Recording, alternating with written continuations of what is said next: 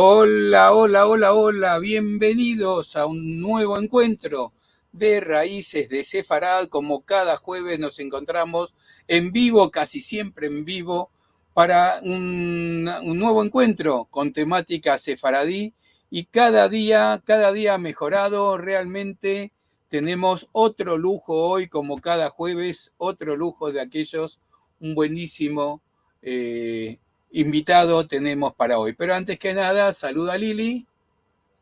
Hola Marcelo, hola a todos. Como siempre, nos da mucho gusto que estén aquí junto a nosotros para ver una propuesta más de lo que hacemos cada semana.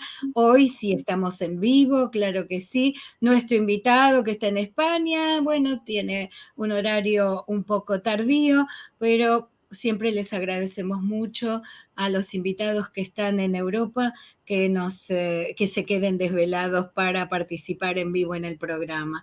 Y a todos ustedes que vienen a verlo, también les damos las gracias. Y vamos a seguir con la presentación como cada semana.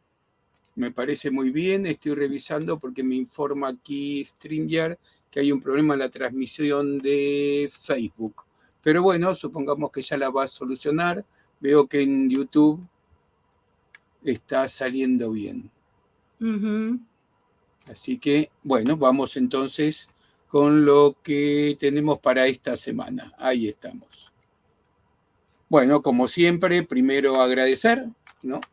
Ahí está, ahora sí. Primero agradecer las colaboraciones. Ya saben que todo es voluntario, tanto lo nuestro como los conferenciantes, los invitados, todos lo hacemos voluntariamente, nadie cobra nada. Los que sí cobran algo son los que dan el servicio de plataforma, de transmisión, de mailing, de hosting y todas estas cosas. Así que todo lo que sea para colaborar es bienvenido, sea en contante como con tarjeta de crédito en todo el mundo por PayPal, o aquí en Argentina con transferencia bancaria o Mercado Pago, o simplemente cuando hacen clic en me gusta, comparten los videos, se suscriben, con cualquiera de esas formas, de todas esas formas nos ayudan muchísimo.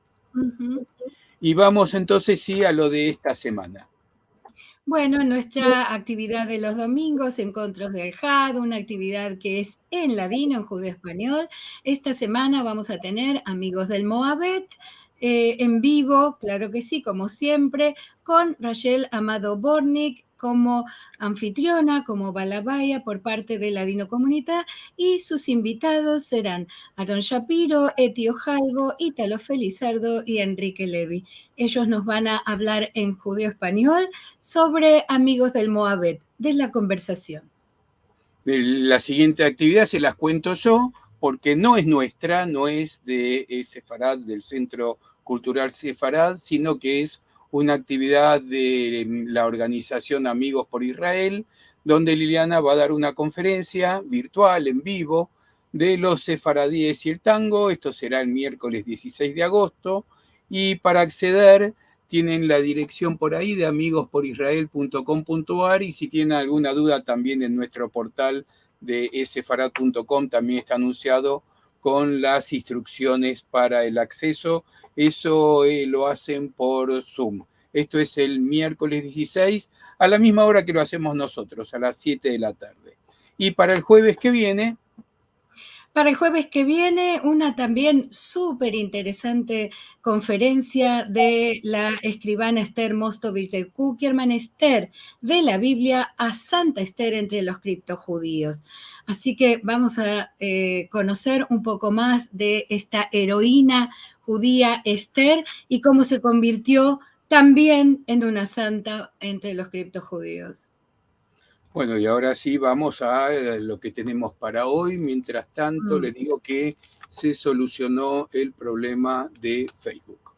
Bravo. Bueno, hoy tenemos como invitado a Marciano Martín Manuel. Lo voy a presentar como corresponde. Él es historiador especializado en la historia de los judíos y cristianos nuevos de Extremadura. Es autor de al menos 10 libros y más de 50 ensayos, algunos de ellos con el seudónimo Marciano de Hervás.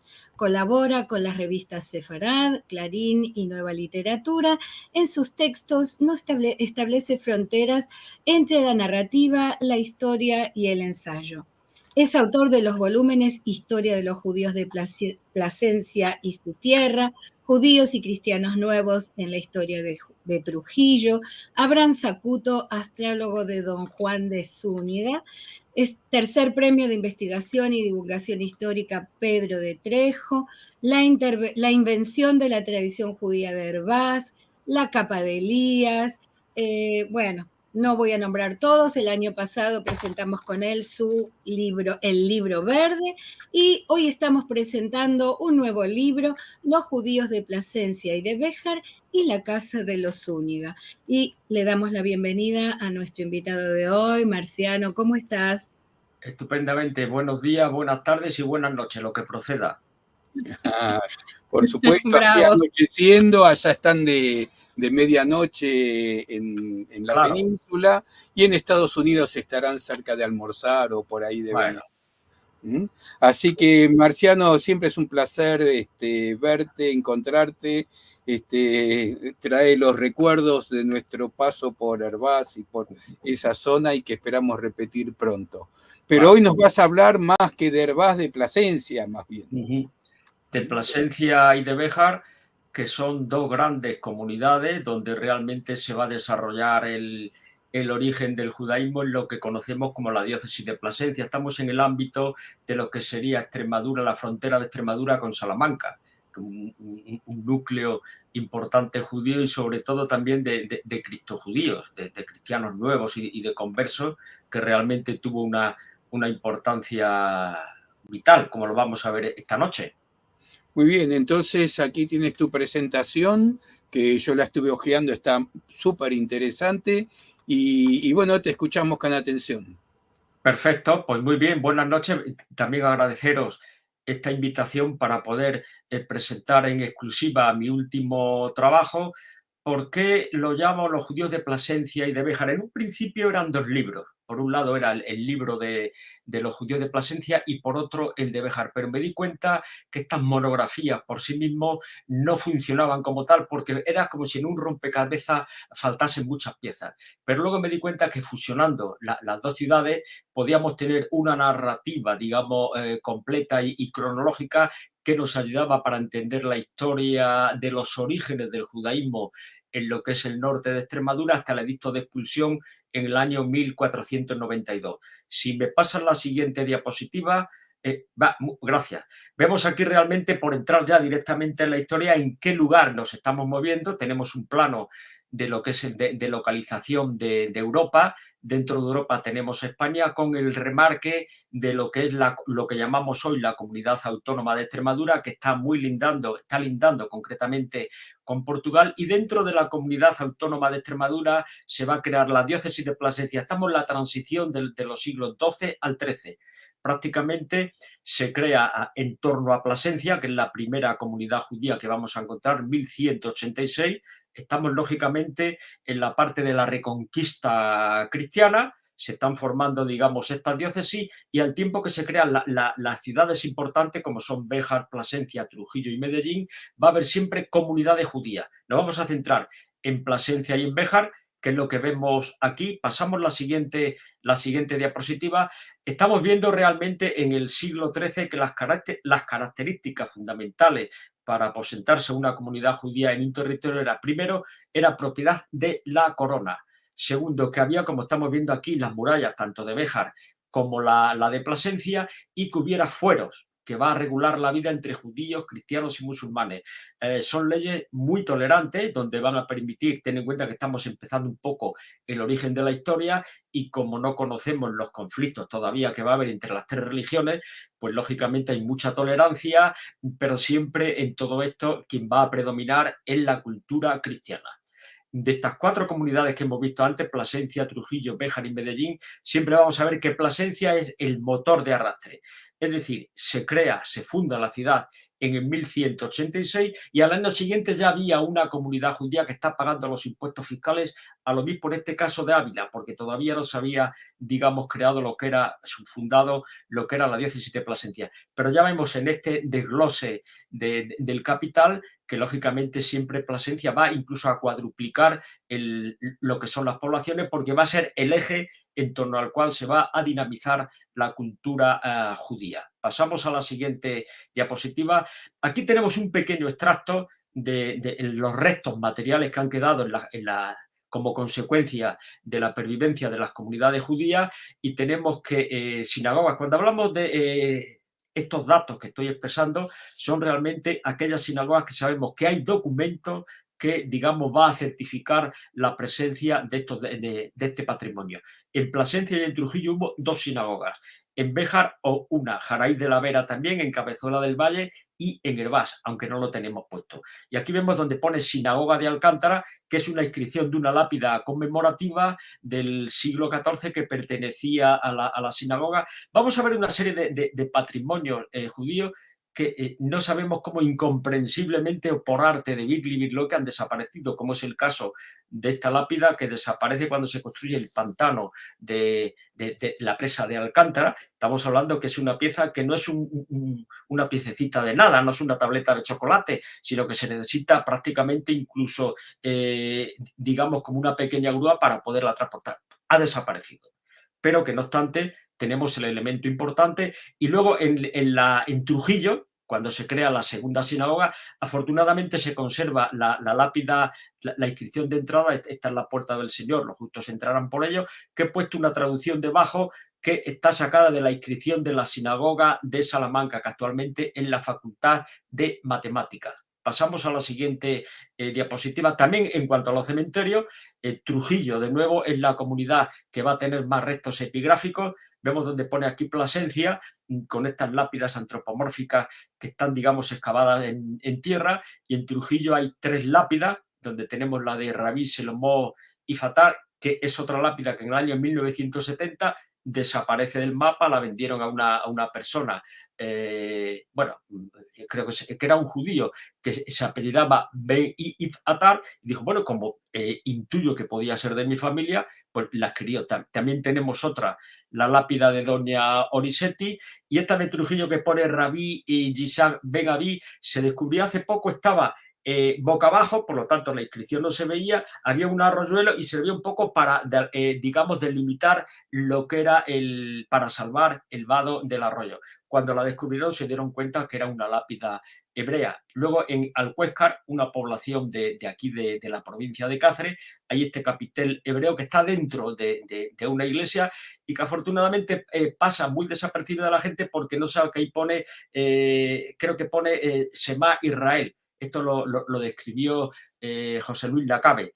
Y vemos otro resto patrimonial importante. Y de Béjar, que tenemos esta lápida que se conserva en el Museo Sefardí de Toledo, con una reproducción que hay en el Museo Judío de Béjar. O sea que realmente tenemos una presencia epigráfica que va a documentar lo que son los restos patrimoniales en la zona de la diócesis de Plasencia. Pasamos a la siguiente, por favor. Gracias.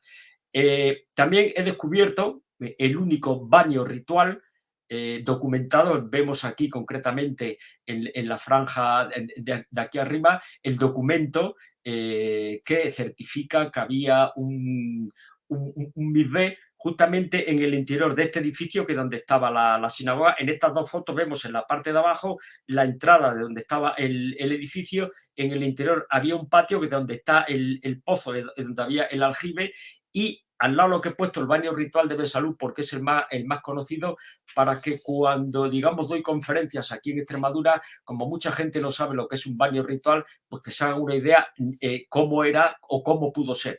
De hecho, en el año 1847, Pascual Madoz, que fue un historiador importante, vio esa ruina y hace una descripción de cómo era el edificio el baño ritual. Estaba previsto a través del Ayuntamiento de Coria de hacer unas intervenciones en el año 1990 y poco, que fue cuando publiqué el primer libro sobre los judíos de Coria, pero lamentablemente hubo elecciones municipales y el alcalde, que ya prácticamente estaba todo apalabrado para intervenir, hubo elecciones municipales y vino la siguiente corporación y hasta hoy. Digamos que se ha corrido un tupido velo y de momento se ha perdido ese interés que esperamos que con el tiempo lo recuperen.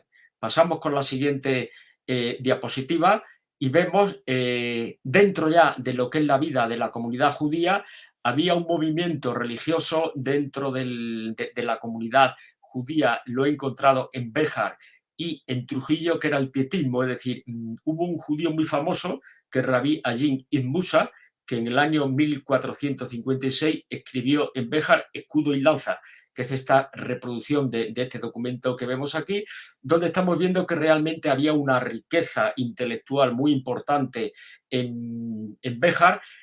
Este libro también nos habla de que la familia de Ibn Musa venía de Sevilla huyendo de las persecuciones del año 1391 y que se van a instalar en la parte de Extremadura. De hecho, Abraham Zacuto también es otro judío que va a venir de las persecuciones de Salamanca y se va a instalar en la zona prácticamente donde nos estamos moviendo. Y el documento que vemos aquí de Trujillo es una glosa de Abraham Bar Aluzo, escrita en el año 1360, donde está viendo cómo realmente había un movimiento religioso judío que está criticando a estos judíos cortesanos que con la relación que tenían con la corte pues se habían alejado de los principios del judaísmo y estaban reivindicando sobre todo este tipo de comunidades que volvieran a sus orígenes. Esta es una pieza muy importante, es una reproducción del manuscrito que en su día me envió el profesor Jaime Bainar, que le conocí aquí en Hervás, y bueno, pues como recuerdo, me envió esta lápida que este libro, que dentro de poco tengo previsto cederlo al Museo Judío de Béjar, porque como falta esta pequeña laguna, digo, es importante que no se olvide la importancia que tuvo Rabí Agin Ibn Musa, porque el objetivo de los historiadores también es repescar esta historia y es un capítulo, digamos, prácticamente casi inédito en lo que se refiere a la diócesis de Plasencia, que hasta ahora se conocía muy poquito. Sin embargo, dentro de las historiografías hebreas era muy conocido ya desde el año 1850, ya hay datos de la vida de este judío por la importancia que tuvo dentro de la cultura hebrea, pero sin embargo estamos viendo cómo hay ese olvido circunstancial en la cultura cristiana y los historiadores, pero ahora se está recopilando de alguna manera y recopilar esa parte que es un poco el objetivo que pretendo con mi libro, esa historia que está olvidada, repescarla y, digamos, de alguna manera convertirla de una manera popular para que la gente pues, tenga acceso a lo que es el tema de la historia. Pasamos a la siguiente. Vemos también sobre todo lo que es el patrimonio documental. En el documento este vemos un texto en aljamía hebraico-castellana. En una de las conferencias que se dieron anteriormente se hablaba que esto realmente es un texto que está escrito en caracteres hebreos, pero con, digamos, con la estructura española. Por eso realmente la persona que no conozca el bilingüe tiene que conocer el hebreo y el castellano para tener el conocimiento, que es una venta de una casa en Plasencia. Lo que dije a la archivera, porque esto está en el archivo de la catedral de Plasencia, tengo muy buenas relaciones con la archivera y le dije, ojito con este dato, digo, porque basta ser que empecemos a publicarlo, que venga un espabilado de turno y nos desaparece. O sea que hay que también, de alguna manera, prestar atención a estos documentos y ya, digamos que, aunque ya José Luis Lacabe le dio una fotocopia y lo publicó en la revista Sefará, pero no obstante conviene que se tenga muy, muy presente. De hecho, hubo una exposición, Las edades del hombre, el año pasado aquí en la diócesis de Plasencia y expusieron este documento porque realmente era una reliquia patrimonial. Y también el otro documento es la carta de venta del cementerio judío de Plasencia, porque digamos que cuando viene el edicto de expulsión de los judíos, hubo un impasse que digamos como que las comunidades judías estaban esperando a ver si se volvían para atrás en los reyes católicos y concretamente es a partir del 15 de mayo cuando he detectado que las comunidades judías tienen claro que no hay vuelta atrás, que va a haber ese rito de expulsión y es cuando se produce la venta del cementerio, concretamente Aldeal de Plasencia, que estamos viendo también de alguna manera la buena sintonía que había entre algunos judíos y cristianos. Estamos hablando dentro de la élite de lo que es la diócesis de Plasencia. Pasamos con la siguiente diapositiva. Volvemos a Béjar. Estamos viendo que Béjar va a pertenecer a la familia de los Zúñiga desde el año 1396. Yo he cogido los 4 señores desde el año 1396 hasta la época de Álvaro II, que concluye en el año 1531, porque estamos viendo cómo en un principio esta familia se centra fundamentalmente en Béjar, y es donde actualmente está lo que es la Concejalía de Cultura, la biblioteca y la Casa de Cultura. Este era lo que era el convento de San Francisco, que es en torno al cual, digamos que la casa de los Zúñiga son los que van a estar financiando y sobre todo patrocinando a esta religión. Hasta que ya a partir del año 1460 se van a centrar más en Plasencia, digamos que Béjar va a pasar en un segundo plano y van a dinamizar la vida y sobre todo la comunidad judía de Plasencia. Eso lo vemos en la siguiente diapositiva. Ahí está. Estamos viendo que la familia Zúñiga no solo era propietario de Béjar y de Plasencia, sino también de otros lugares. Aquí estamos viendo en los famosos recuentos fiscales que pagaban las comunidades judías a la corona de Castilla, estamos viendo las aljamas, es decir, estas comunidades en torno al cual va a haber una serie de comunidades judías que van a depender de ellos. Lo estructuramos en distritos fiscales, que sería la aljama de Béjar, que va a recoger los tributos fiscales de los judíos de Urbán.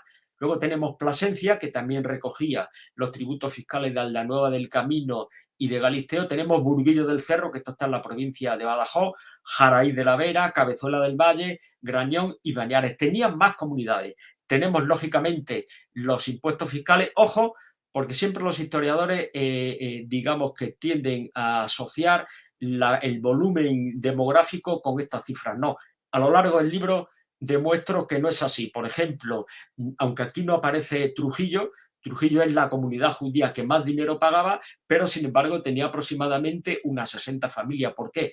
Porque también se pagaba por impuestos, se pagaba digamos un capital por lo que era la aljama y otro por la capitación por cada persona.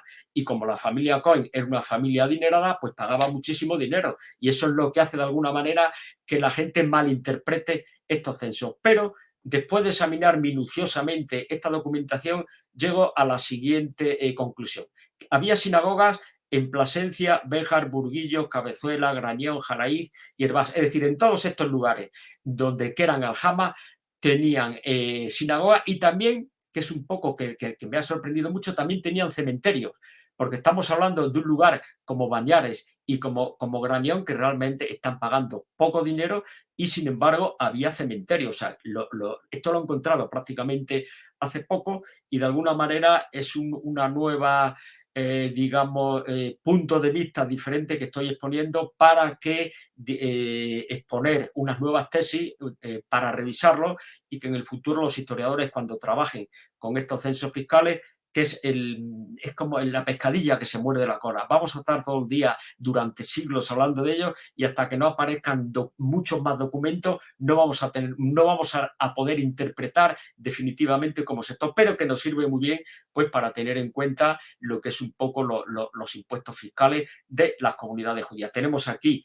lo que es la tumba antroponofra del cementerio judío de Plasencia, que prácticamente había dos tipos de inhumación, una a la que se hacía en roca y luego una parte más arriba del cementerio que no tiene ni lápidas, que no tiene nada, que se hacía directamente en tierra sin lápidas. Prácticamente no existe no se ha conservado ningún resto epigráfico, porque cuando se va a construir, lo veremos un poquito más adelante, el convento de los dominicos, prácticamente los Reyes Católicos donaron todas estas lápidas para que pudieran como material de reutilización en lo que es el convento de los dominicos. En el convento de los dominicos, si lo visitamos, que es actualmente lo que es también el Parador Nacional del Turismo, no vamos a ver ninguna lápida porque yo tengo la sensación de que todas las lápidas lo que hicieron fue la parte de la inscripción la colocaron hacia adentro para que no pudieran verse la inscripción o en su momento pues digamos que la borraron.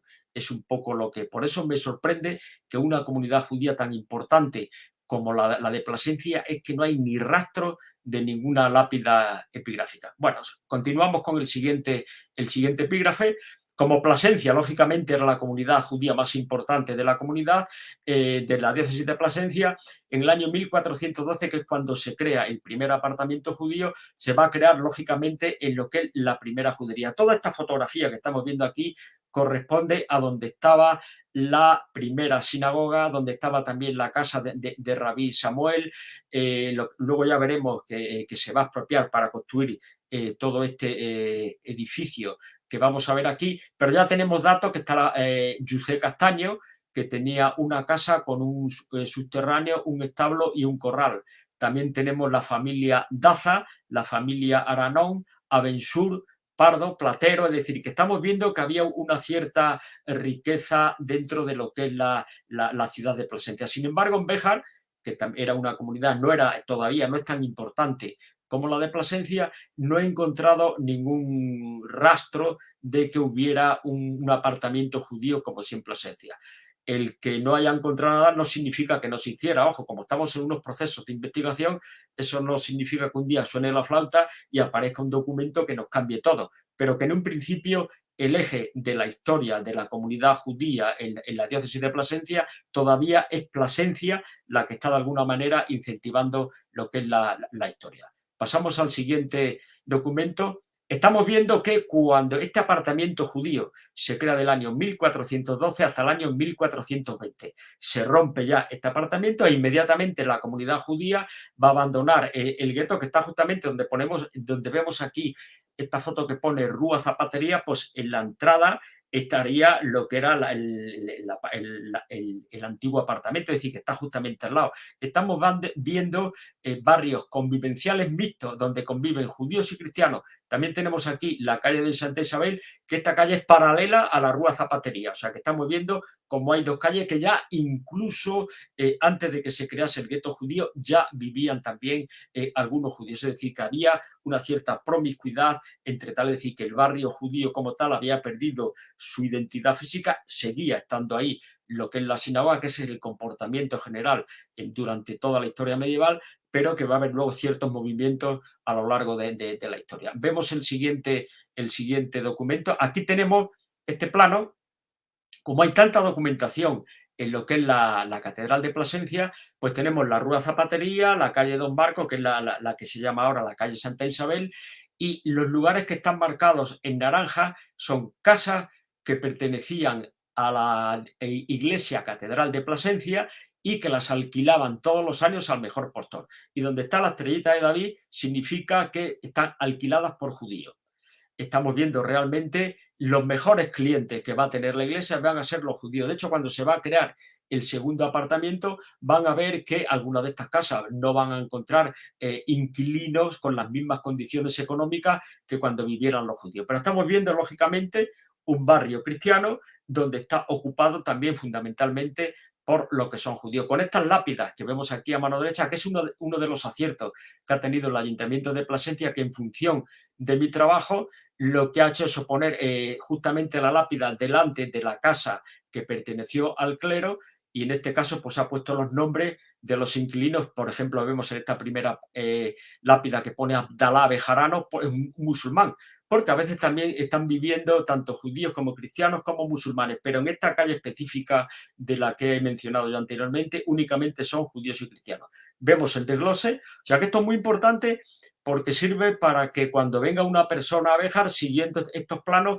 de alguna manera no va a necesitar un guía turístico que le cuente nada si tiene esta información importante. Por eso yo lo que he hecho ha sido incorporar en el libro este tipo de inscripciones con el número casa 7, casa 50, porque está marcando dentro del plano que yo tengo aquí hecho, pues un poco sirve para ilustrar lo que es el tema. Pasamos a la siguiente diapositiva. Aquí vemos la Plaza Mayor, justamente en la calle que hemos visto nosotros antes, la Rúa Zapatería, muere aquí en el centro de la plaza, donde también va a haber judíos, justamente donde están estos arcos, en la parte de aquí abajo, es donde estaba la alcaicería de los judíos, es decir, como toda esta plaza era un centro comercial, pues estaba reservado para distintos gremios. Y esta parte de aquí era el gremio, sobre todo, de los paños, que estaba controlado fundamentalmente por los judíos. ¿Qué sucedía? Que cuando había la famosa feria, pues los precios de las casas incrementaban de una manera abusiva y tuvo que haber un control, digamos, municipal en la que había un judío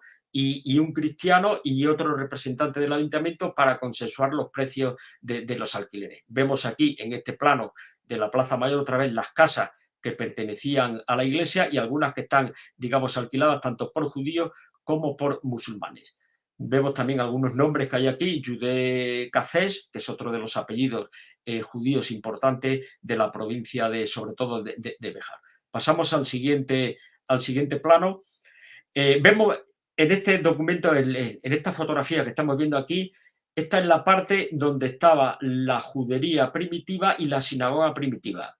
A veces le digo a las personas, sobre todo cuando debatimos con los historiadores, sobre todo lo que es el tema de la famosa tolerancia, y le digo, sí, la casa de Béjar fue tolerante con los judíos, pero ojo, porque ahora va a suceder que en el año 1477, como había un dominico que era el confesor, Fray Juan López de Salamanca, era el confesor de la duquesa Pimentel, que era el esposo, la segunda mujer, perdón, de Álvaro I, seguramente que este dominico le está continuamente, digamos, asesorándole y también, como decimos aquí en España, comiéndole un poco el coco a esta señora, hasta tal punto que los dominicos que no tenían asentamiento en Plasencia, le dice, bueno, pues van a construir un convento de los dominicos, pero retirado en la zona, lo que era la Puerta de Trujillo, en el año 1460.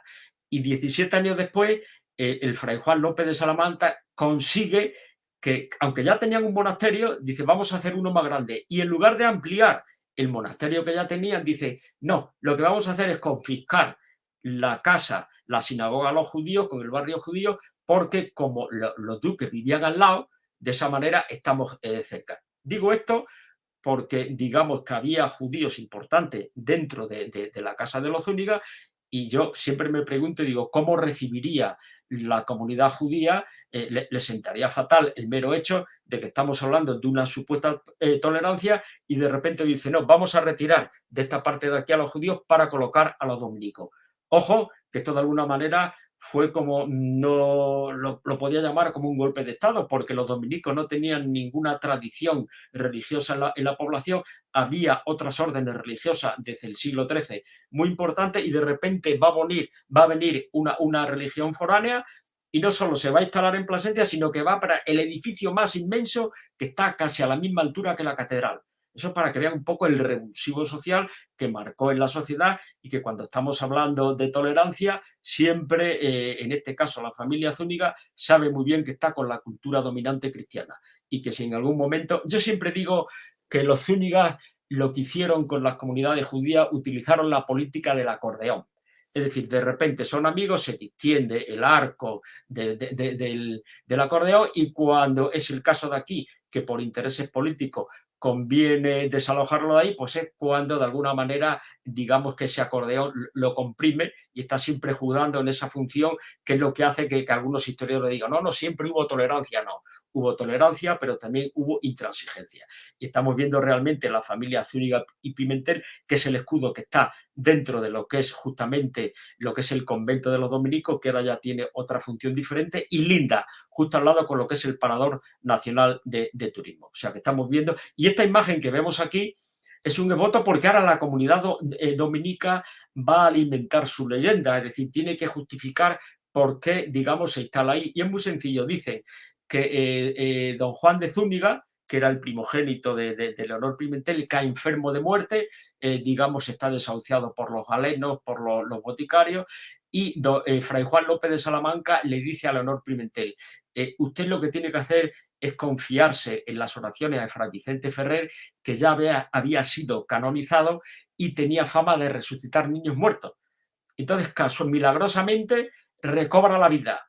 Y como le prometió que le construiría un convento, esa fue la razón por la cual la leyenda va a justificar que se vio obligada a cumplir esa promesa. Y vemos en la parte, el que está de rodillas, en la posición más reducida, don Juan de Zúñiga, con los escudos que están en la parte de abajo. Este esboto estaba justamente en el Palacio del Marqués de Mirabel, que está aquí en la fotografía, esta que estamos viendo en la parte de aquí abajo. Bueno, pues prácticamente es la parte, el núcleo importante de lo que va a ser la comunidad cristiana y va a desplazar, lógicamente, a la comunidad judía. Pasamos a la siguiente diapositiva. Déjame, Marciano, como hablábamos antes de empezar, Sí. mostrar unas fotos, porque me parece que es oportuno. Sí, nosotros estuvimos, déjame ver aquí. Ahí, la de Plasencia. Ahí estamos. Ahí está. Este es el parador donde estábamos alojados en Plasencia. Este es un viaje que hicimos con Liliana hace 8 o 9 años. Sí. Ahí está el parador, atrás del parador estaba la sinagoga. Ahí está. Y en esta zona de aquí está el pórtico de entrada, que justamente donde tenías, por muy cerquita de aquí, estaba lo que era la zona de la sinagoga. O sea que realmente prácticamente desaparece toda la envolvente. Aquí donde se hacían los juicios mixtos entre judíos y cristianos. Cuando había los juicios que celebraban solamente los judíos, era en la sinagoga, pero cuando había juicios mixtos, era delante de la iglesia de San Nicolás, que es esta que vemos aquí. Y déjame pasar también por aquí, que vamos a ver, algunas más o menos rápido. Claro. Pero aquí aparecen las placas que tú decías. Claro, las lápidas. Ahí marcando las casas, claro, de acuerdo a tu trabajo. Sí. Lo paso así más o menos rápido para no quitarte tiempo. No, porque es que Luis recrea todo esto todo esto que he hablado es prácticamente lo que estamos viendo aquí ahora. Este es el paseo que hicimos. Justamente esta parte de aquí. La plaza. Fíjense las casas finitas, que era como estaban en el plano que mostró antes Marciano. Esta es la Plaza Mayor, claro, justamente la Rúa Zapatería, la calle Trujillo, que es donde se va a crear el segundo apartamento judío. Está Casés, que es un apellido muy común hoy en día también. Sí. Hay muchos Casés. Sí, hay muchos y sobre todo aquí en la parte de Extremadura. Fíjense, aquí se ve bien las plaquetitas puestas delante de donde estaban las casas. Claro, porque es a donde se va a crear el segundo apartamento judío. Por eso están tan seguidas las casas. Esa parte de ahí. O sea, que esto sirve un poco. Toda esta zona en la que estamos hablando nosotros, en torno al parador y lo que es la iglesia que estamos viendo aquí, justamente que es el punto al que hemos llegado. O sea, que hemos viajado de alguna manera por la ciudad, aunque estamos en la parte antigua, pero vemos como teniendo poquitos conocimientos de la historia, digamos que la ciudad por sí mismo tiene planificado a través de estas lápidas. De hecho, yo, por ejemplo, cuando hacía rutas culturales aquí en Irvá, y le preguntaba a la gente, ¿van a Plasencia mañana? Y digo, pues mire, hagan esto, un poco lo que estoy explicando aquí, y digamos, hacían 2 visitas por el precio de 1. O sea, que eso era un poco, porque el objetivo no es solo crear libros, sino también dinamizarlo y que la gente sepa. Ver, ahí estamos viendo la zona donde estaba la sinagoga. Claro, esto es la parte de atrás de ese parador, del Hotel Parador. Claro. Y bueno, ahí se puede ver con las rutas, excavaciones. Esto tiene ya 8 o 9 años, no sé cómo estará ahora. No, está igual porque esto se ha mantenido tal cual y estamos viendo realmente en la parte, el exterior, está en la huerta justamente de donde estaba el edificio de la sinagoga, la calle Arenilla, que es otra de la zona. O sea que es prácticamente el circuito donde nos estamos moviendo tal cual. Se habrá remozado un poquito la casa, etcétera, etcétera, pero la historia sigue manteniéndose y prácticamente es un poco el interés de la historia. O sea que todo y por último, déjame mostrarle aquí que es donde se supone que estaba el cementerio, ¿no? Claro, aquí esto, que se divisa de donde estaba lo que es la parte del parador. Ahí se ven las lápidas que hemos visto, lo que pasa que a lo mejor no estaban tan descubiertas, es toda esta zona que estamos viendo aquí. Sí. Que se conserva porque como luego el cementerio, aunque lo compra el deán de Plasencia, luego los Reyes Católicos se lo confiscan y la ciudad de Plasencia lo compra y lo va a convertir en una especie de dehesa, de ejido comunal. Por eso, digamos que de alguna manera las lápidas, los nichos se han conservado porque nada, se ha hecho con un poquito de tierra que ha habido encima, se ha mantenido lo que es la estructura. Que eso es lo que estáis viendo aquí en la parte de la recreación de toda esta parte. O sea, que viene un poco pues como complemento de cómo esta ciudad sigue estando viva porque, insisto, que Plasencia todavía le falta por, digamos, dinamizar estos recursos que tienen, que son muy importantes. Y, bueno, bien, te dejamos continuar, no te interrumpo más. No, encantado de la vida, no es que me interrumpa, porque es que me complementas y me viene estupendo. O sea, pasamos a la siguiente a la siguiente diapositiva. Además, como justamente lo que hemos visto antes, ahora se va a crear el segundo apartamento judío en el año 1480 y como ha sucedido que 3 años antes la familia Zúñiga ha confiscado la sinagoga, pues ahora lo que va a hacer a los judíos va a crear un apartamento, pero digamos que va a ser más flexible. Y en vez de crear un apartamento con una muralla, etcétera, etcétera, y ponerlo en el exterior de la ciudad, no, lo va a crear justamente al lado de la Plaza Mayor, como vemos en este plano de situación, y digamos que no va a haber ninguna muralla. Y lo va a situar justamente, como tenemos mucha documentación, en una de las fotografías que mostraste tú antes, Marcelo, se veía como había muchas lápidas seguidas, porque es esta parte de aquí, esta parte que estamos viendo que está marcada en azul. Tenemos Ayuda Alegre, están comprando terrenos en la zona de Algeciras, que es lo que vemos en la fotografía que está esta de la palmera, y estamos viendo cómo se va a parcelar con unas determinadas medidas para que se puedan instalar las comunidades judías. Y esto es un bloque completo, que luego hay un callejón, que es otra de las fotografías que hemos visto antes, que delimitaba con la segunda sinagoga, que va a desaparecer en la Guerra de los Comuneros en el año 1531 como consecuencia de un incendio, digamos que desaparece, quema no solo la sinagoga, sino prácticamente todas estas casas que están marcadas en azul. Por eso en esta fotografía se ve esta palmera, porque donde está esta palmera, con este pequeño huertecito, es donde estaban las casas de todos estos judíos.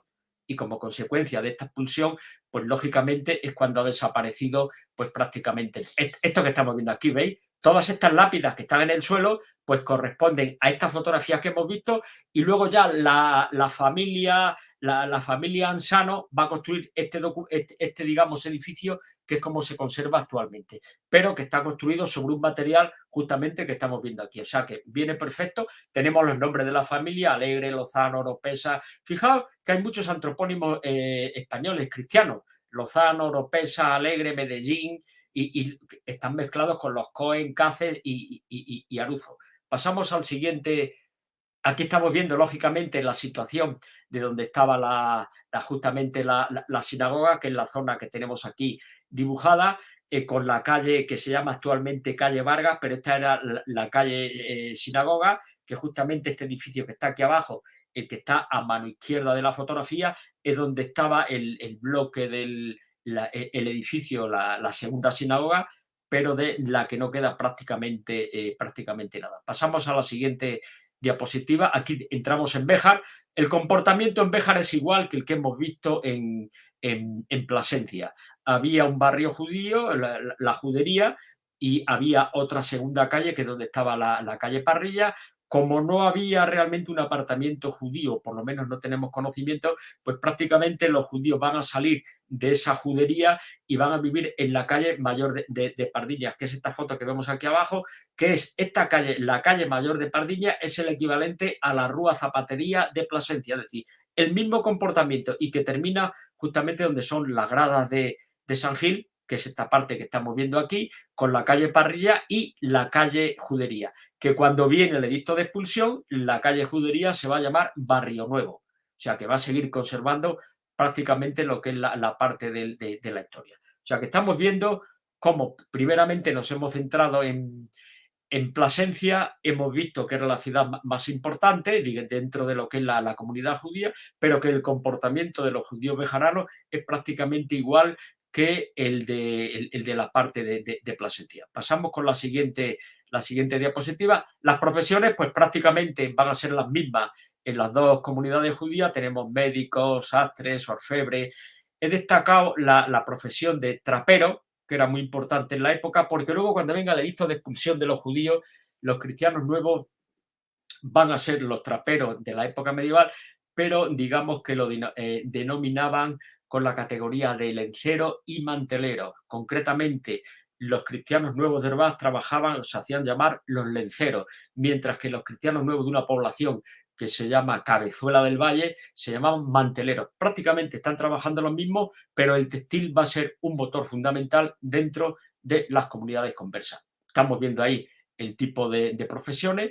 Luego más abajo, en este segundo rótulo, estamos viendo la relación que había entre la Casa de Béjar y el Ayuntamiento de Plasencia. Están viendo Menagen, que fue un cirujano que fue un judío, que fue el cirujano del ayuntamiento de Plasencia, Rabí Salomón. También fue otro médico asalariado del ayuntamiento de Plasencia. Había herreros que venían del lugar de Alburquerque, contadores judíos que trabajaron para la casa de Béjar, y el judío rabí Samuel Morenillo, que era vecino de Béjar, fue el médico de la duquesa de Béjar, perdón, la duquesa de Béjar y Plasencia, y de la casa de Alba. Este rabí Samuel Morenillo vivía en la fotografía que vemos aquí arriba, pero esta no era su casa, es decir, el solar, la casa donde vivía rabí Samuel, fue derruida para construir lo que era la casa de rabí Samuel. También vemos otra calle, dentro de la calle Mayor de Pardiña hay calles paralelas. En esta calle concretamente, que actualmente se llama de la Lojería, era la casa donde vivía Rabí y Isaac. O sea que estamos viendo restos patrimoniales que todavía se conservan. Continuamos con la siguiente. Luego ya, por sintetizar un poco, a raíz de la documentación, sabemos en Plasencia he encontrado 51 familias. Tenemos aquí los apellidos que yo he encontrado, que lógicamente seguramente habría más. He destacado al lado los antropónimos españoles porque estamos viendo cómo están utilizando apellidos tanto cristianos como judíos. De hecho, hay cortes, las cortes de Castilla y de León, en determinados años del siglo XIV y del siglo XV, están prohibiendo continuamente a los judíos que utilicen nombres cristianos. Como ven, no hacían ni caso, porque siguen utilizando, lógicamente, Lozano, Matraco, Medellín. Esto va a ser importante porque cuando venga el edicto de expulsión de los judíos que se van a convertir al cristianismo, como lógicamente el apellido Alegre, Bueno, Lozano son cristianos, lo van a seguir utilizando, pero lo ponen en segundo lugar. En una manera como de camuflar. Siempre en el primer apellido va a ser un apellido común que se utiliza en España, en las comunidades cristianas, Pérez, López, Sánchez, pero el segundo, donde estaba realmente la desinencia judía, es en el segundo apellido.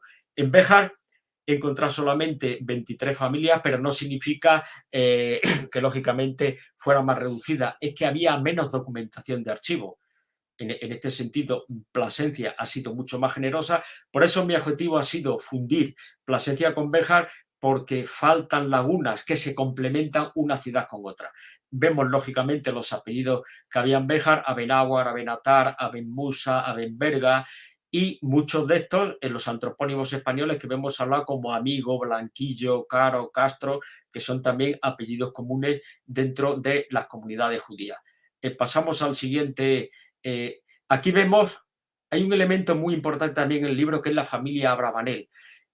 Sobre esta familia se sabe que esta familia procedía, a finales en el año 1391, como consecuencia de las primeras persecuciones que se hacen en Sevilla, emigran desde la parte de Sevilla y se instalan en Portugal.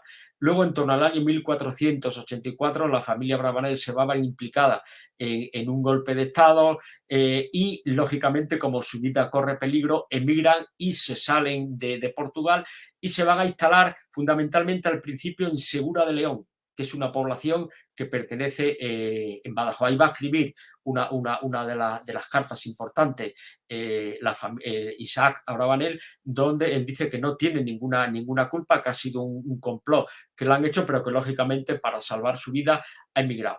Y sabemos que dos sobrinos de la familia Abravanel, como son don José y don Jacob Abravanel, uno de ellos se casa con la hija, o sea, con su prima, y van a estar trabajando para el duque de Plasencia del año 1485 al año 1488. Y como en noviembre del año 1488 Plasencia, que hasta ahora pertenecía a la familia de los Zúñiga, hay un complot, digamos que de alguna manera Plasencia nunca toleró que los Zúñiga, que Plasencia estuviera bajo el dominio de los Zúñiga. De alguna manera, los reyes católicos, por un lado, miembros de la familia Zúñiga que estaban en contra de don Álvaro II, van a, digamos, aglutinar las armas y van a conseguir que vuelva a la obediencia de los reyes católicos. Por eso estamos viendo que, como consecuencia de esto, pues la familia Abravanel va a trabajar con los reyes católicos desde el año 1488 hasta el edicto de expulsión de los judíos. No he encontrado, por mucho que he buscado, en qué lugar de Plasencia vivía la familia Abravanel, porque ellos tenían propiedades, tenían casa, pero no he encontrado sobre esto ningún elemento importante. Y aquí destaco, hago un pequeño inciso sobre la Inquisición, porque cuando este convento de los dominicos se inaugura en el año 1486, aunque no estaba del todo acabado, una manera de hacer propaganda de cara a la sociedad es introducir dentro de la Inquisición. Hubo una Inquisición en este año que fue como consecuencia de los conversos, que algunos de ellos estaban judizando. Se va a instalar la primera Inquisición en lo que es la diócesis de Plasencia y va a ser en el convento de San Vicente, o sea que va a servir de alguna manera para publicitar a lo que es la orden de los dominicos. Aquí tenemos dos escudos que pertenecen a familiares de la Inquisición, es decir, la estructura del organismo de la Inquisición en, en Extremadura, la sede estaba en Llerena, que había 3 comisarios, luego los comisarios a su vez tenían una serie de familiares, por ejemplo, en la diócesis, en Plasencia y en Béjar había un comisario del Santo Oficio. Y luego, por ejemplo, concretamente en Béjar había familiares de la Inquisición en Hervás, en Gilbuena y en Baños de Montemayor. Y estos familiares eran los que, si detectaban un problema contra los cristianos nuevos, lo denunciaban al familiar, perdón, el familiar lo denunciaba al comisario del Santo Oficio y lo ponía en contacto con el inquisidor. O sea que era un poco la cadena en la cual se va a desenvolver la sociedad. Por consiguiente, estos escudos, uno es de la Inquisición de Valencia de Alcántara y el otro de Trujillo. Pasamos a la siguiente. Aquí vemos cuando viene el edicto de expulsión, y esto es otro de los puntos importantes del libro, y es que la situación de los judíos de Plasencia va a ser diferente a la situación de los judíos de Béjar. Empecemos por el principio. Los reyes católicos publican el edicto de expulsión y permite que el judío pueda convertirse o exiliarse de España. Y este judío que se va a convertir al cristianismo tiene la posibilidad, bueno, se puede quedar con sus propiedades, pero el judío que se exilie puede vender las casas a terceras personas. Y sabemos que en el caso de Béjar, perdón, de Plasencia, estos son algunos de los datos que he encontrado donde Isaac Abenavide en la Rúa Zapatería vende la casa al deán de Plasencia que se llamaba Diego de Jerez. Yuce Castaño también vende la suya, la familia Castro, Cáceres, Luna, Cohen, y en algunas vemos que el valor del precio de venta, 12.000 maravedí, cuando el valor de la casa a lo mejor estaba en torno a 70.000 maravedí. Estamos viendo de cómo ante en la tesitura en la que nos encontramos van a bajar precios y afortunadamente muchos judíos de Plasencia van a encontrar comprador en la familia en Diego de Jerez, porque hay otros que no van a encontrar y van a tener que abandonar la casa. O sea, pero esto es importante tener en cuenta que los judíos de Plasencia pudieron de alguna manera vender los edificios. Ahora va a suceder que aquellos judíos que se van a exiliar, algunos van a contratar a un guía protector. Tenemos aquí concretamente en el caso de Plasencia, los judíos contrataron al capitán Francisco Hernández Floriano, que les acompañó durante todo el trayecto para la salida hacia Portugal. De esa manera evitaron el tener, digamos, conflictos con los delincuentes, digamos, también hubo judíos que tuvieron que pagar un peaje abusivo que le pusieron como consecuencia de la salida. En Hervás sabemos que Francisco Seicilero acompañó a los judíos que decidieron abandonarse, y en Béjar tenemos el caso particular de un judío que contrató a Hernando Macedo para que le acompañase en el exilio. Pero a mitad de camino este Macedo lo que hizo fue robarle, digamos, las mercancías al judío, y lo que hizo este judío fue volver a Plasencia para denunciar, volver a Béjar para denunciar el robo de las propiedades. O sea que estamos viendo realmente solamente tenemos 18 propiedades, que son muy pocas, teniendo en cuenta que estamos hablando de unas 80, 90 familias los que vivían en Plasencia, pero que sirve un poco para ver la situación en la que se encontraban los judíos en Plasencia. Pasamos a la siguiente diapositiva y gracias. Aquí vemos, por ejemplo, en Béjar la situación es diferente.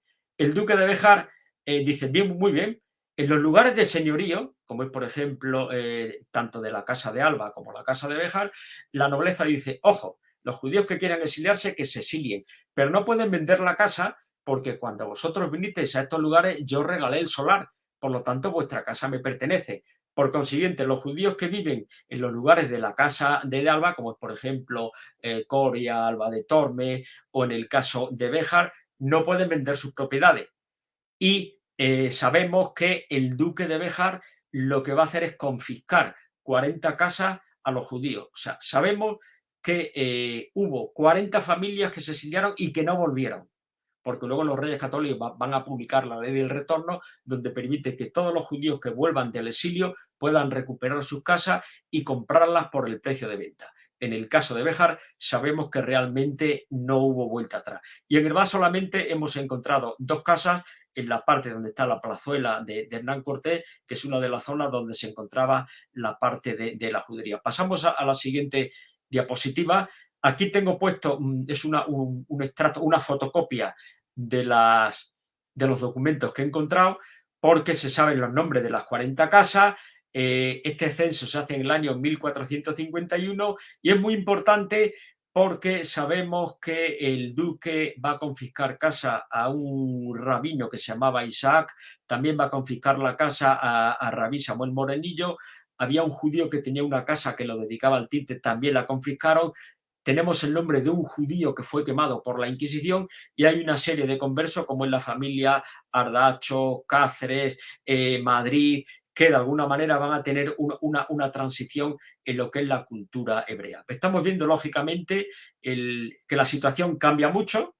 Lógicamente, los judíos. Aquí en Hervás sabemos que hubo algunos judíos que vendieron a bajo precio la casa, pero luego el duque se enteró de este fraude y confiscó estos edificios. También hubo algunos judíos que cambiaron la casa por una burra y un borrico porque era el vehículo de transporte, pues, para exiliarse a Portugal. Pero esto es un poco, en líneas generales, lo que marca Pasamos a la siguiente diapositiva.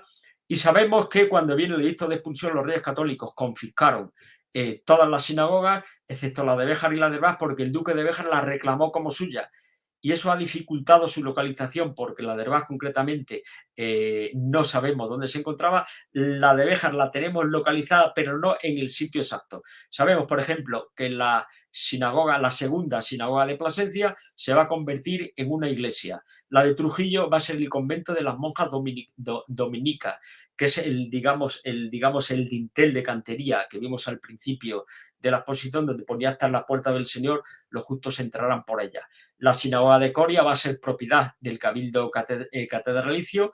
La de Cáceres se va a convertir en la capilla de la Santa Cruz de Jerusalén, la de Alcántara en la iglesia de la Sociedad, la de Valencia de Alcántara va a ser un granedo, Arroyo Molino de Montanche va a ser ermita de Santa Catalina y la de Casar de Palomero se va a convertir en ermita de la Santa Cruz. Estamos viendo, incluso algunos de estos edificios todavía vislumbran restos primitivos de lo que fue la zona de la judería. Este plano, estamos viendo, digamos, en el plano de situación, vemos la provincia de Cáceres y lo que estamos delimitando aquí sería la diócesis de Coria, con lugares donde había comunidades judías, donde está la menorá son aljamas, el resto son lugares donde eran comunidades judías. Pasamos a la siguiente diapositiva y ya por concluir un poco lo que es el tema. Este es un plano que he sacado del Museo Judío de Béjar y como últimamente hay judíos que me consultan, oye, mira, yo me llamo fulanito de tal y me gustaría saber si conoces algo de mi relación. Hasta ahora, bueno, la familia Béjar, Bejarano, eso lógicamente como lo tenemos tan claro y hay tanta documentación y se habla tanto de estas familias que de hecho incluso en el Museo Judío de Béjar, que también lo menciono en el libro, hay un vídeo que se está, digamos, proyectando continuamente sobre la familia Béjar, incluso hay mapas de situación de diferentes familias en lugares de Canadá, Francia, restos de Europa. Pero hay otro apellido que es el apellido Serfati, que concretamente las coincidencias de la vida, una amiga mía de aquí de Hervás se ha casado con un judío que se llama Elie Serfati, que él actualmente vive en Francia, pero que son, digamos, de los judíos que proceden del norte de Marruecos. Y cuando la independencia de Marruecos, pues lógicamente se trasladaron digamos, en Francia. O sea, que recojo un poco este apellido Serfati, que lo tengo localizado en Plasencia, Béjar y Coria. Y otro apellido que es el Abensur, que lo tengo localizado en Plasencia, Trujillo y Jaraí, porque hace poco hubo una familia judía, creo que vive en Salamanca, que se apellida Bensur, que me preguntó si conocía algo y le dijo, mira, pues lo que tengo de esta familia es la historia de lo que había en Extremadura, en estos lugares, y luego por la bibliografía que he encontrado, pues digamos que la transición y cómo ha sido viviendo en otros lugares. O sea que de alguna manera estamos viendo lo que es el eje de la situación. Y creo que ya para terminar, o no sé si esta es la última, bueno, para concluir, lógicamente, bueno, el capítulo de agradecimiento y estos dos libros que ven aquí, es que actualmente estoy enfrascado en lo que es la historia del antijudaísmo en la Alta Extremadura. Publiqué el primer libro, que se llama La Madroña y el Perro Malo, que fue un libro que fue premiado, y ahora acabo de sacar el segundo, que es Judíos, Labradores y Mercaderes. Estoy ahora trabajando con el tercero, es decir, mi objetivo es ver un poco cómo se va a crear lo que es el antisemitismo, el antijudaísmo en el norte de Extremadura, que luego va a derivar en el antisemitismo ya en el siglo XIX y XX. Pero bueno, no me quiero alargar más, creo que en líneas generales esto sería el contenido y el extracto de la posición, y por mí un brindis por todos vosotros, aunque sea con agua, porque de esta manera pues me refresco un poco por la sofoquina que estamos viviendo aquí en España y en mi pueblo también. Está muy bien, está fantástico, Marciano. De alguna forma podemos decir que no esperábamos otra cosa, porque te conocemos muy bien, sabemos la rigurosidad de la investigación y la habilidad para transmitirlo. Así que fantástico, Marciano. Sabes que hay unas cuantas preguntas, además de saludos, hay unas cuantas preguntas. Yo, antes de las preguntas, quería felicitarlo por la cantidad de material que nos ofreces en los libros. Bueno, lo estamos viendo ahora, pero las horas que debes haber pasado buscando estos materiales, que serán incontables, y verdaderamente te agradecemos muchísimo. Gracias. Gracias Bueno, a vosotros. vamos a empezar con algunos saludos que estaban desde temprano. Lili. Bueno, Adrián Toro Quintero dice: Shalom, cordial y atento saludo para todas vuestras mercedes y por tan grata invitación. Betty Estrada, saludos desde México. Muy bien. Nos manda, no me acuerdo si es Emanuel o Esteban, o tal vez estoy equivocada, Treviño Garza, que nos manda saludos desde México. Gracias por difundir esta valiosa información y nos da felicitaciones a ti y a nosotros dos. Horacio Béjar dice: hola, que bien Marcelo y Liliana, que sigan con la temática de mis ancestros. Estuve en Toledo y vi la tumba. Muy bien. Horacio nos dice: muchos saludos a todos desde Argentina. Muy bien. Adrián tiene una pregunta: ¿de qué manera se vieron afectadas las aljamas de Extremadura tras las revueltas antijudías ocurridas a partir de 1391? Lamentablemente, en esta persecución sabemos que afectó sobre todo a las comunidades judías del sur de Badajoz, porque están más en contacto, como digamos las persecuciones se desatan tanto en Andalucía como en Castilla, las más afectadas sabemos porque hubo cristianos nuevos que afectó a Llerena, ya hay historiadores que lo mencionan, también hubo en Medellín y en Trujillo, y también hubo algo en Plasencia. Lo que pasa es que estos cristianos nuevos, a veces, concretamente el de Plasencia, no sé si fue por la persecución de 1391 o por el gueto que se impuso en el año 1412, porque el objetivo de los apartamentos judíos es un poco asfixiar a las comunidades judías para de alguna manera, si no tienen, que no tengan otra escapatoria y poderse convertir al judaísmo. Pero estas revueltas antijudías, sobre todo en la parte sur de Badajoz, donde más afectó fundamentalmente. Que no hay mucha documentación, por más que he buscado, ahí fue lo que pasó.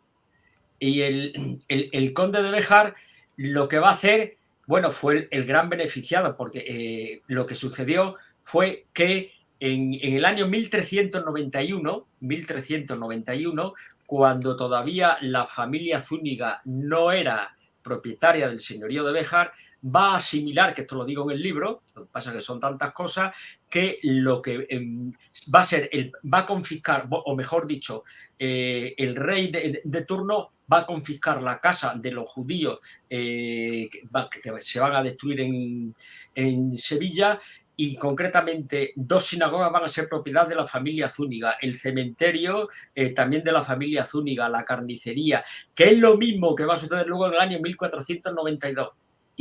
Y yo siempre he pensado que como consecuencia de estas persecuciones que hay en Sevilla, como automáticamente va a recibir lo que es el señorío de Béjar, estamos en la Ruta de la Plata y va a ser la zona que va a comunicar en la zona de Andalucía con las grandes dehesas de Extremadura. Y es posible que incentivase el desplazamiento de la zona sur a la parte de Béjar, que no estaba tan poblada como luego sí va a estar poblado. Es decir, que es una de las consecuencias que va a tener la repoblación de la parte norte de Extremadura. Alan Carciente nos dice buenas tardes desde Caracas. Y Adrián dice, desde sus investigaciones, ¿desde cuándo empezaron a presentarse las manifestaciones de odio hacia los judíos? ¿Desde la presencia del mal llamado San Vicente Ferrer? En Extremadura, precisamente en el tercer volumen que estoy escribiendo ahora, empiezo, lógicamente, en la época romana. Hay que tener en cuenta, nos vamos a Mérida, que es el origen del judaísmo en el siglo II. Incluso ya había judíos que proceden de los deportados de la Jerusalén de Tito. Y claro, sucede lo siguiente. Primero vienen las comunidades judías, luego vienen las leyes contra los judíos y luego vienen las leyendas. Por eso tenemos claro, la primera leyenda que he encontrado es en la España de los concilios visigodos. Ese es el primer movimiento contra las comunidades judías, que en Mérida ya existía porque hay judíos desde el siglo II hasta el edicto de expulsión. Lo que pasa es que como digamos que lo que tenemos más fresco en la memoria es la época medieval, pero no, ya había lógicamente en el siglo VII. Estamos viendo incluso... Es más, en época de los visigodos ya claro, había habido por lo menos 2 expulsiones. Claro. Es decir, que lo que estamos viendo en la época medieval ya hubo antes. Y todas estas persecuciones que va a haber en esa época ya la había en la época cristiana. Digo, claro, o sea, que prácticamente lo que pasa es que la gente, como digamos que se centra en esa época, pero que hay una continuidad. Hay una pequeña laguna con el régimen, digamos, con la civilización musulmana, porque no hay tanto conflicto, pero ya en el siglo XIII, cuando se está creando el señorío de Plasencia, estamos en el año 1212, en el concilio de Letrán, se está diciendo que hay que poner el distintivo a los judíos. Y cuando se está creando la diócesis de Plasencia, lógicamente hay un pontífice que está diciendo que a los judíos hay que ponerle la rodela. Y viene el rey y dice, no me fastidies, estamos en plena repoblación y ya quieres que a los judíos le pongamos la rodela. Vamos a ser tolerantes y luego ya veremos lo que hacemos. Es decir, incluso en Cáceres sucedió que el monarca dice, no, todos los delitos quedan condonados. Bienvenida sea la repoblación. O sea que hay una tolerancia interesada, pero que lógicamente que inmediatamente ya antes de Fray Vicente Ferrer tenemos leyes contra los judíos. Lo que pasa es que ahí hubo un vacío de poder en estas persecuciones y sobre todo son los dominicos los que están incentivando de alguna manera la persecución contra los judíos. Pero digamos que son escalones que vienen desde atrás. Lo que pasa es que en esa época, digamos como la más famosa, la más sonada. Aquí uno que lleva tu mismo apellido parece, Dani Martín, o Martín, muy interesante la historia de los judíos en estas tierras, muchas gracias por todo el trabajo que realizan y dan a conocer, saludos desde Buenos Aires, Argentina. Estupendo. Hay más preguntas de Nelson sobre lo que ya contestamos, así que salteo eso. Muy bien. Horacio te dice, excelente Marciano, muchas gracias. Bien. Y Adrián dice, impecable presentación, muchas gracias al señor Marciano Martín Manuel y el Centro Cultural Sefarad, muchas gracias a Adrián por ser siempre tan amable. Y ponemos ahí, antes que nos pregunten, la dirección de dónde se pueden hacer pedidos. Esto está en Extremadura, en Nervás, tengo entendido, así que en Europa es fácil enviar, muy simple. En América puede haber algún problema, pero lo arreglan directamente con la librería, está el tintero de Plasencia. En Plasencia tiene que estar. Plasencia, sí. Así que ahí se puede hacer pedido de los libros. Hoy le preguntaba a Marciano cuántos libros tenía escritos y no se acuerda. Así que tiene siempre lo apunto. Por eso dijimos más de 10. Siempre lo apunto.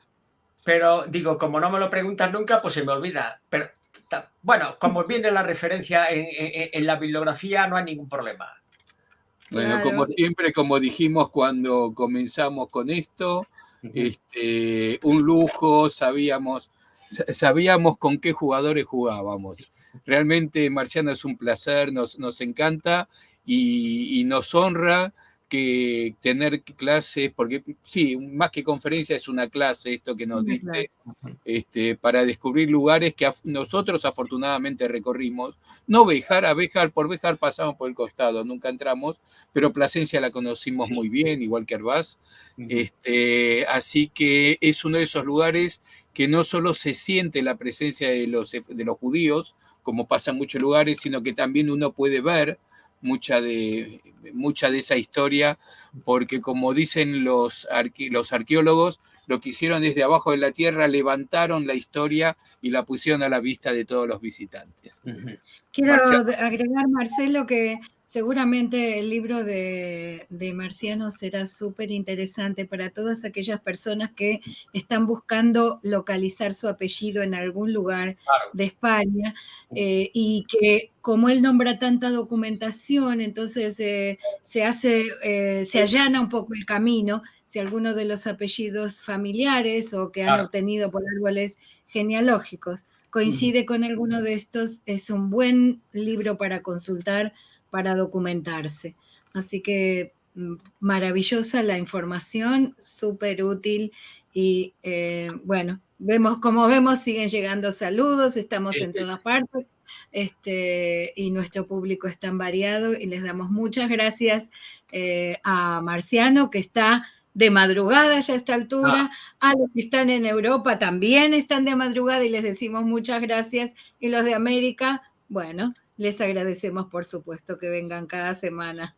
Y le recordamos para este domingo, como siempre, los encuentros en ladino, que se entienden perfectamente en castellano, con los amigos del Moabet, con Rachel Amado Borni, que va a juntar a todos sus amigos de Izmir, de Esmirna, y van a hablar seguramente de sus infancias y sus pasos. No sabemos si son de Izmir, ¿eh? Amigos del Moabet quiere decir amigos de las charlas, de conversar. Pero conociendo a Rachel, me imagino que debe haber más de uno que...